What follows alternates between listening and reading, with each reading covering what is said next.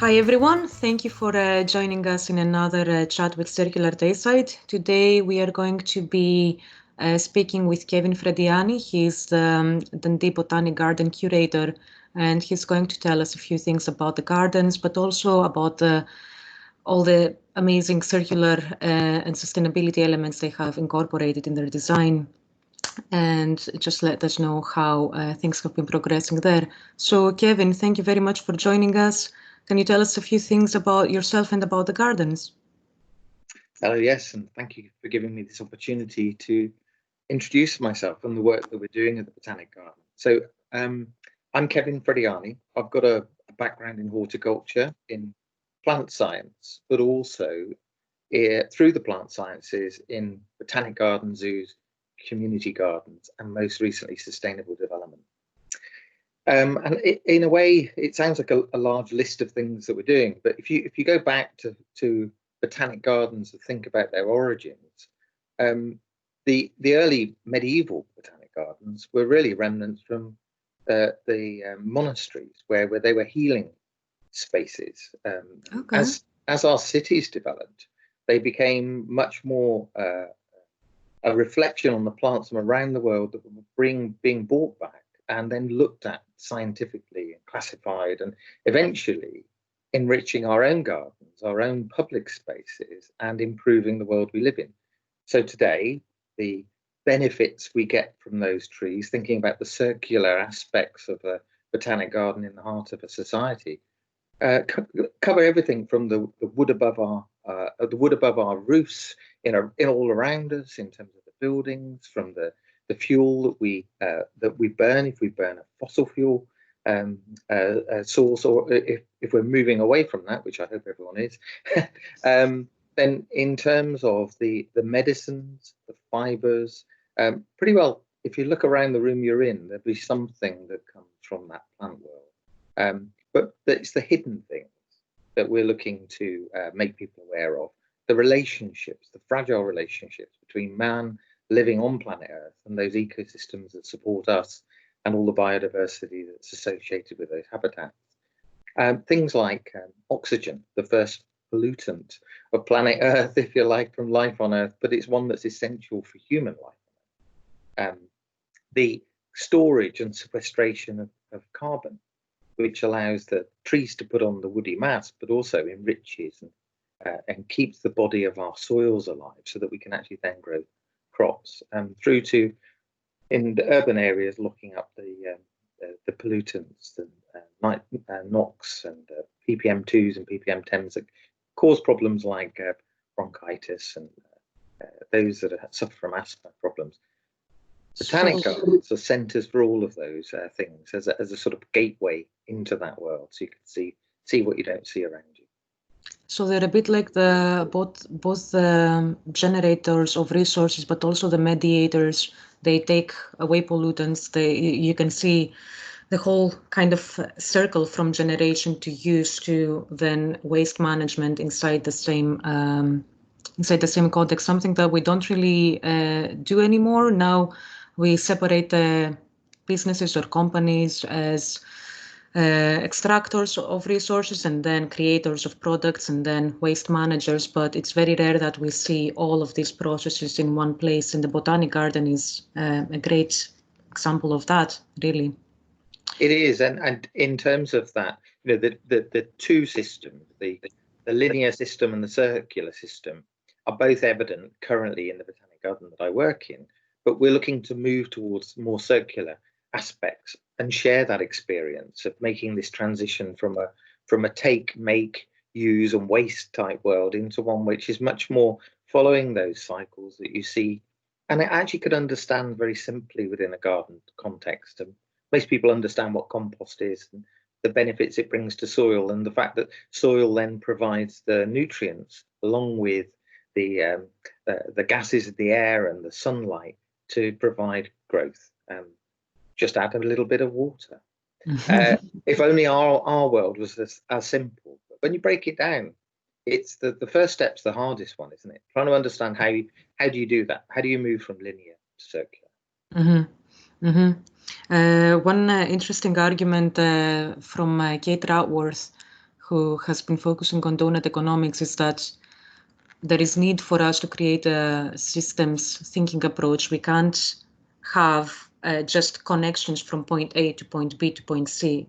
All of those points have to be connected with each other. And the same, I think, is something that we can see very easily in a botanic garden. There's not one organism, either animal or plant, that will deal with that particular pollutant or will break down this, and that is where it finishes.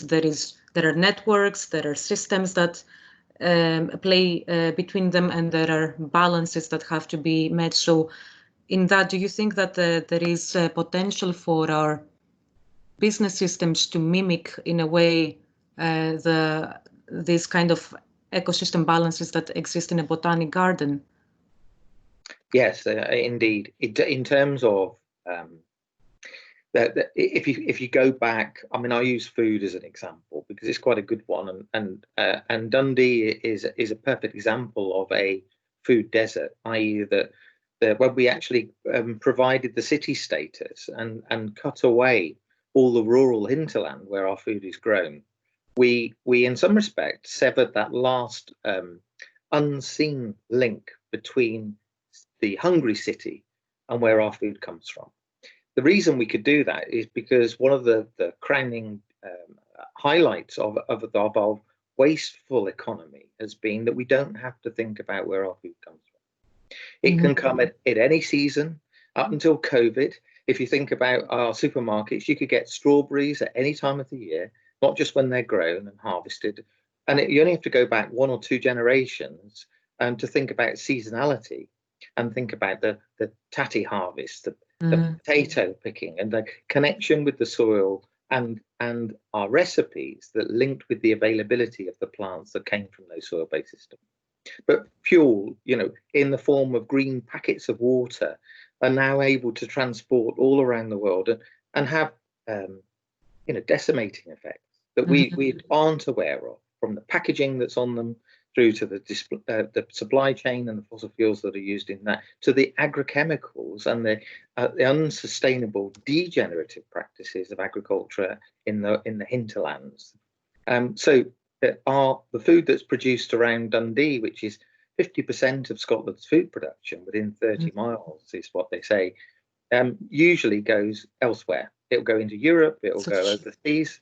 It doesn't feed Dundee, and Dundee, therefore, is something that's reliant on that food being shipped in from outside. And circular thinking would allow us to say, okay, can we re-establish local food markets?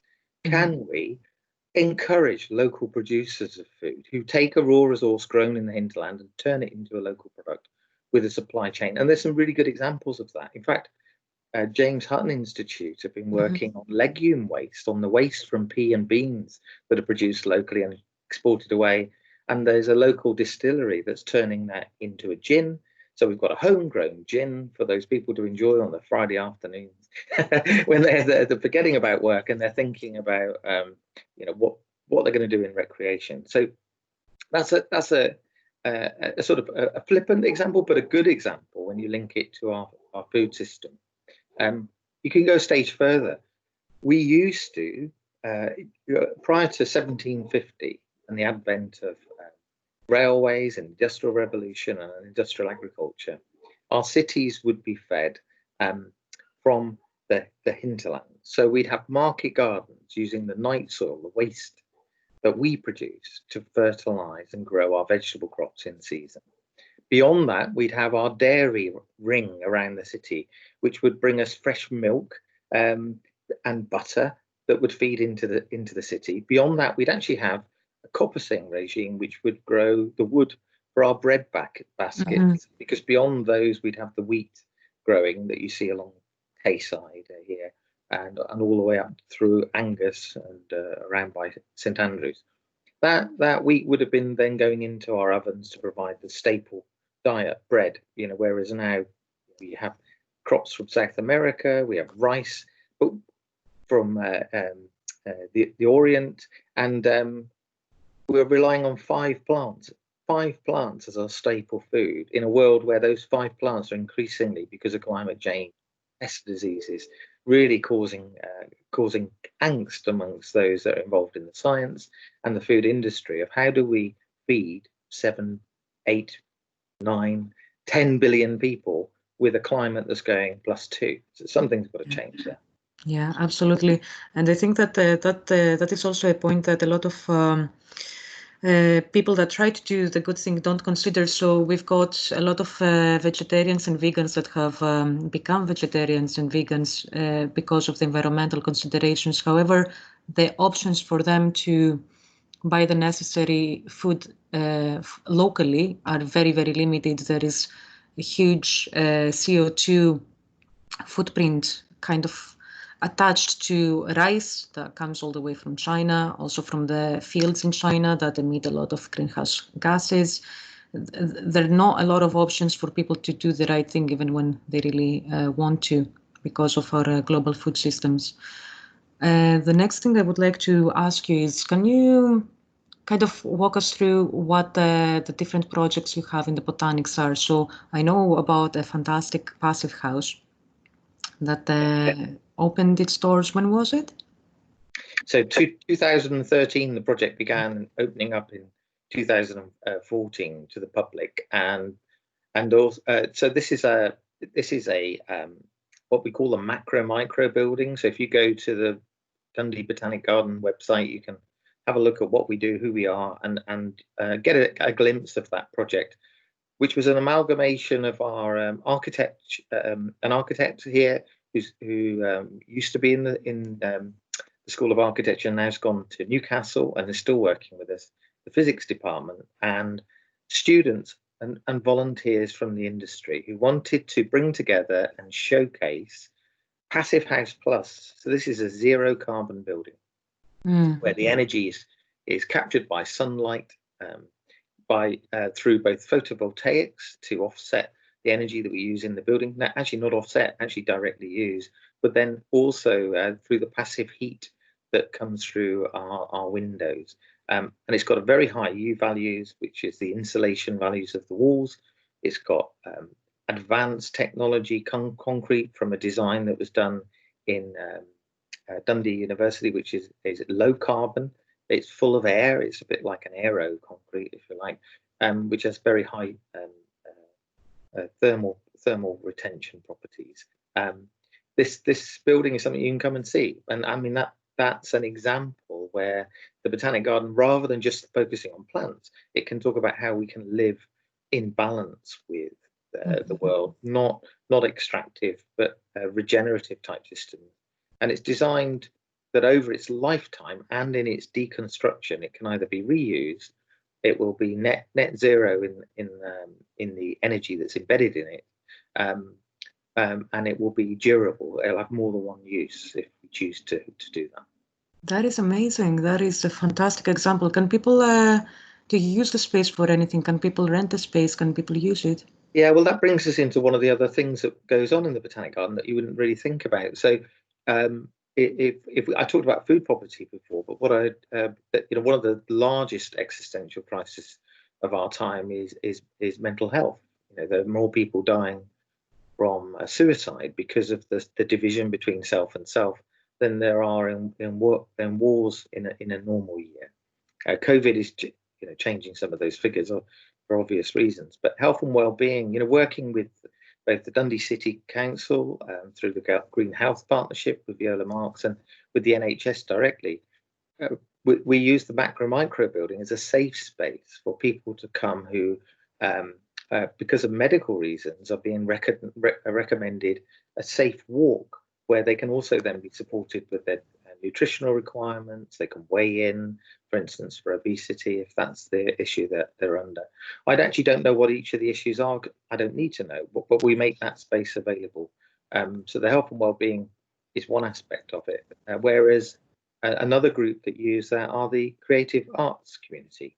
And so I try to make that space available for artists to come and be inspired by the beauty of the Botanic Gardens in their own work, and we look at then using their voice to create an emotional connection with the visitors that are coming about issues that we are interested in: sustainable development, habitat loss and restoration. There are good stories to tell as well. It's a beautiful space. I really recommend everyone to go and visit it. It's first of all, it's extremely warm because of all the the amazing technology that has gone in it, but it has great views. It is serene and it is in the middle of the town, so it's really an inspirational place to be. Could you tell us a bit more about the other projects that you're doing, especially the ones on ecosystem services?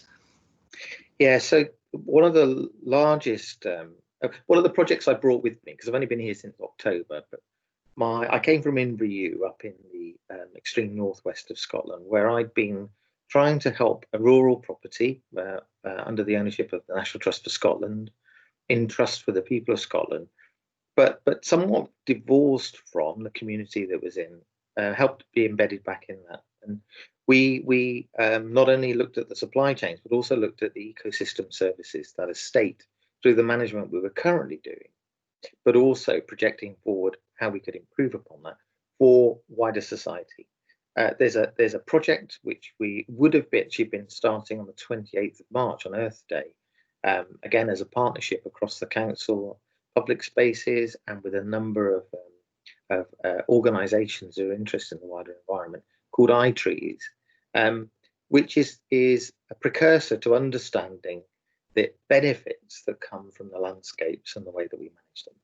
Mm-hmm. If you think about the Botanic Garden, it's a world repository of temperate, hardy plants, which have been growing since 1971, so 49 years, we're 50 years old next year. But because we measure them and because we've got an understanding of how well they're doing in our climate as it's changing, how they react to the episodic weather events, whether it's a storm event or extreme heat event like the drought we had earlier this year, that helps us inform the future potential of these plants to enrich our urban landscapes and benefit us all, from urban orchards to something I like to call the urban arboretum, which would look 20, 50, 70 years out from now, what the treescape would look like with a climate that's +2, very different than what we've got now. Yeah, I don't know if it is. Yeah, it sounds quite scary, to be honest. Yeah, but I'm an optimist. So although I am scared by things and I want to limit them, I'm also someone who wants to be proactive in trying Absolutely. To make the world a better place. Because what's the point in burying our head in the sand? But that project, the initial, because I look after not just Botanic Gardens but also the university, I have the benefit that we can take things from the Botanic Gardens and we can enrich our own landscapes in the university, first of all, as a demonstrator. Now, that work can then help inform my colleagues in the council who don't have the luxury of being able to play with public money, which is really hard to come by, to try to create better green spaces. Mm-hmm. They've got to use every penny they've got, and that they're having to make decisions which are about, do we address food poverty? Are we dealing with other public health issues, or are we going to invest in green spaces? These are difficult ones. So any help I think we can do to support not only enriching our own landscapes, but taking some of that risk away for our colleagues, can only be beneficial. So it's cooperative, co-working. There is definitely a lot of need, not only in the local authority level, but also for businesses, for academia, for exactly what you are going to be doing, piloting, researching, and presenting with the results that are local. That is a problem with a lot of environmental results. They are very dependent on where they were measured, how they were measured, what time in the year. So having something local that can inform local policy and our local council, it's going to be great for them. Are you doing any other specific projects at the moment related to sustainability or circular economy in the gardens? Yeah, well, in terms of in terms of the circular economy work that we do is obviously hampered to a degree by COVID. So one of the things we were looking to work on was around food security, mm-hmm. looking at how we might be able to partner with people across the city council. I mean, a shout out here to Lynn Short, who's one of the Dundee councillors, who raised very early on with COVID this challenge we've got, that Dundee in this food desert, surrounded by food, yet with 23 groups at the moment trying to alleviate food poverty within a very urban city. Calling on people like me and others that are interested in this, can we use our green spaces or help support others with green spaces to grow food to alleviate that poverty? At the same time, set up circular systems that might use things like the green waste that comes out of our city to provide the compost that we can grow. So that's something that's actively going on. It's really early, but it's work that I hope we can not only demonstrate, because there are, the city has got a wealth of allotments, but also city orchards across the site. But there are a lot of organisations working in isolation, and this is the beginning of joining those things up. So we've got a collective effort working towards a shared goal. Those projects will not only provide food, but they'll also provide training. So if you think about that metaphor, teach a man to fish, and the poverty goes away. Well, the fish is not what I'm encouraging you to do, but teaching someone how to grow and actually grow their own food and giving them space to do that, reallocation of some of these green spaces can certainly help do that. That's a great idea. This also, it ties in very nicely with Dundee's local food growing strategy. There's a real initiative taken by Dundee Council on this, about people growing their own food locally, reducing food poverty, but also reducing the food miles that we have with so many imports from other places. It ties in beautifully with that. How has this, everyone has been impacted by COVID, but how have the botanics reacted to that? How did you react to all these changes? Well, I think that the honest answer is it was reactive. We were caught, like everyone, unaware of this tsunami coming towards us, which eventually ended up in a sort of announcement within the council, led by the government, saying that all institutions, public spaces closed, that lockdown. That was a little bit like a bolt. It allows you to, on one level, once you get over the fear, it allows you to then think about, okay, how am I going to use this time to think about achieving these ambitions, these aspirations that I've been sharing with you, which are early and formative. So COVID has been both on one side a heavy kick. It knocked a lot of my staff.